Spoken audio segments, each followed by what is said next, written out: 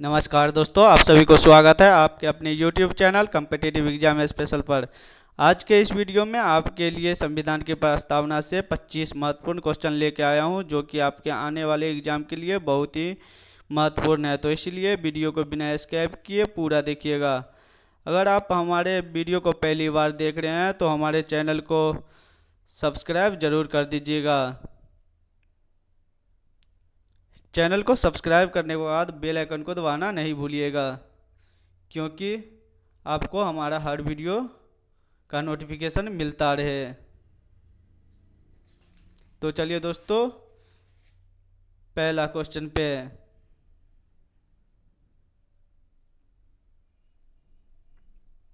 मेरा पहला क्वेश्चन है दोस्तों, भारतीय संविधान की आत्मा किसे कहा जाता है? इसका सही ऑप्शन है दोस्तों, इसका सही ऑप्शन है दोस्तों ए, प्रस्तावना।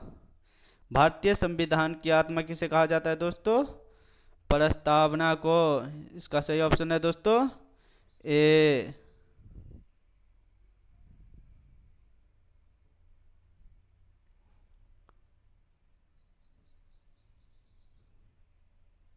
चलिए दोस्तों, दूसरे क्वेश्चन पे। भारतीय संविधान की प्रस्तावना के अनुसार भारत के शासन की सर्वोच्च सत्ता किस में निहित है? तो दूसरा का सही ऑप्शन है दोस्तों ए, जनता में। सही ऑप्शन कौन है दोस्तों? ए, जनता में। भारतीय संविधान की प्रस्तावना के अनुसार भारत के शासन की सर्वोच्च सत्ता जनता में निहित है। तो चलिए दोस्तों, अगले क्वेश्चन पे। भारतीय संविधान किसके द्वारा स्वीकृत है? इसका सही ऑप्शन है दोस्तों डी, भारत की जनता द्वारा। इसका सही ऑप्शन है दोस्तों डी, भारत की जनता द्वारा।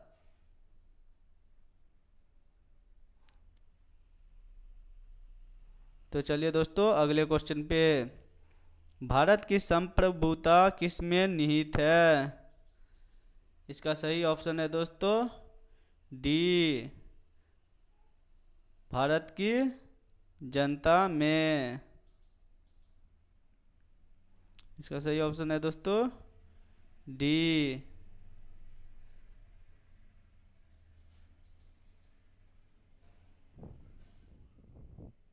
तो चलिए दोस्तों, अगले क्वेश्चन पे। किस वर्ष भारत एक प्रभुत्व संपन्न प्रजातांत्रिक गणराज्य बना? इसका सही ऑप्शन है दोस्तों डी, 1950 ईस्वी में। इसका सही ऑप्शन है दोस्तों डी। किस वर्ष भारत एक प्रभुत्व संपन्न प्रजातांत्रिक गणराज्य बना? 1950 में। चलिए दोस्तों, अगले क्वेश्चन पे। अब भारत के संविधान की उद्देशिका में कितनी बार संशोधन किया जा चुका है? इसका सही ऑप्शन है दोस्तों ए, एक बार। अब तक भारत के संविधान की उद्देशिका में कितनी बार संशोधन किया जा चुका है दोस्तों? एक बार। इसका सही ऑप्शन है दोस्तों ए। भारत के संविधान की प्रस्तावना में प्रथम संशोधन कब किया गया? इसका सही ऑप्शन है दोस्तों सी, 1976 में। इसका सही ऑप्शन है दोस्तों सी, 1976 में। चलिए दोस्तों, अगले क्वेश्चन पे। 26 नवंबर 1949 को अंगीकृत भारतीय संविधान की प्रस्तावना में कौन शब्द सम्मिलित नहीं थे? इसका सही ऑप्शन है दोस्तों ए, समाजवादी। कौन से शब्द सम्मिलित नहीं थे दोस्तों? समाजवादी शब्द भारत के प्रस्तावना में सम्मिलित नहीं थे। चलिए दोस्तों, अगले क्वेश्चन पे। भारतीय संविधान के उद्देशिका में परिवर्तन किस संशोधन अधिनियम में किए गए थे? इसका सही ऑप्शन है दोस्तों सी, 42वां संशोधन 1976। इसका सही ऑप्शन है दोस्तों सी। भारतीय संविधान के उद्देशिका में परिवर्तन किस संशोधन अधिनियम में किए गए थे? 42वां संशोधन अधिनियम 1976 में। प्रस्तावना का वह प्रावधान जो सभी वयस्क नागरिकों को मतदान का अधिकार प्रदान करता है कहलाता है, क्या कहलाता है दोस्तों? इसका सही ऑप्शन है बी, प्रजातंत्र। प्रस्तावना का वह प्रावधान जो सभी वयस्क नागरिकों को मतदान का अधिकार प्रदान करता है कहलाता है प्रजातंत्र। भारतीय संविधान के किस संशोधन द्वारा प्रस्तावना में दो शब्द समाजवादी और धर्मनिरपेक्ष जोड़े गए थे? तो इसका सही ऑप्शन है दोस्तों सी, 42वें संशोधन। इसका सही ऑप्शन है दोस्तों सी, 42वें संशोधन। भारतीय संविधान के किस संशोधन द्वारा प्रस्तावना में दो शब्द समाजवादी और धर्मनिरपेक्ष जोड़े गए थे? 42वें संशोधन में। तो चलिए दोस्तों अगले क्वेश्चन पे। भारतीय संविधान के किस भाग में स्पष्ट रूप से घोषणा की गई है कि भारत एक धर्मनिरपेक्ष राज्य है? तो इसका सही ऑप्शन है दोस्तों बी, संविधान की प्रस्तावना में। इसका सही ऑप्शन है दोस्तों बी।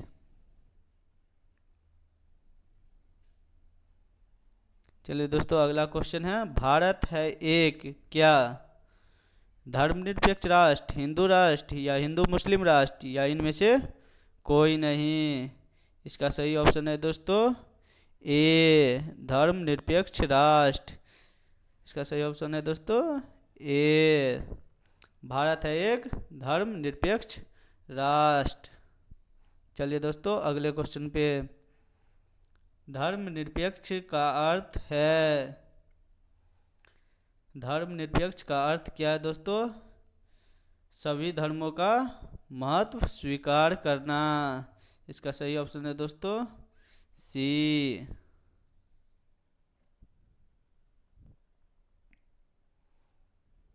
गणतंत्र होता है, गणतंत्र क्या होता है दोस्तों? राज्य जहां पर अध्यक्ष वंशानुगत रूप से न हो। इसका सही ऑप्शन है दोस्तों डी।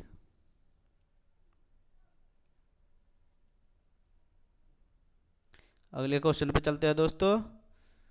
भारत एक गणतंत्र है इसका अर्थ है क्या? इसका सही ऑप्शन है दोस्तों सी। इसका सही ऑप्शन है दोस्तों सी, भारत में वंशानुगत शासक नहीं है। भारत एक गणतंत्र है इसका अर्थ है दोस्तों भारत में वंशानुगत शासक नहीं है। इसका आंसर है दोस्तों सी। भारतीय संविधान की प्रस्तावना में भारत को किस रूप में घोषित किया गया है? इसका सही ऑप्शन है दोस्तों सी, एक प्रभुत्व संपन्न समाजवादी धर्मनिरपेक्ष प्रजातांत्रिक गणराज्य। इसका सही ऑप्शन है दोस्तों सी। भारतीय संविधान की प्रस्तावना में भारत को किस रूप में घोषित किया गया है? एक प्रभुत्व संपन्न समाजवादी धर्मनिरपेक्ष प्रजातांत्रिक गणराज्य के रूप में घोषित किया गया है। निम्नलिखित में से कौन सा शब्द भारत के संविधान की उद्देशिका में नहीं है? इसका सही ऑप्शन है दोस्तों डी, लोक कल्याण। निम्नलिखित में से कौन सा शब्द भारत के संविधान की उद्देशिका में नहीं है दोस्तों? लोक कल्याण। इसका सही ऑप्शन है दोस्तों डी। चलिए दोस्तों अगले क्वेश्चन पे, कल्याणकारी राज्य का उद्देश्य है, इसका सही ऑप्शन है दोस्तों बी, कमजोर वर्गों के कल्याण का प्रबंध करना।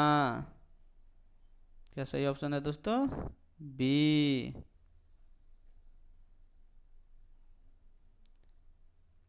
कल्याणकारी राज्य का उद्देश्य क्या है दोस्तों? कमजोर वर्गों के कल्याण का प्रबंध करना। Option B. बहुत ही महत्वपूर्ण क्वेश्चन है दोस्तों,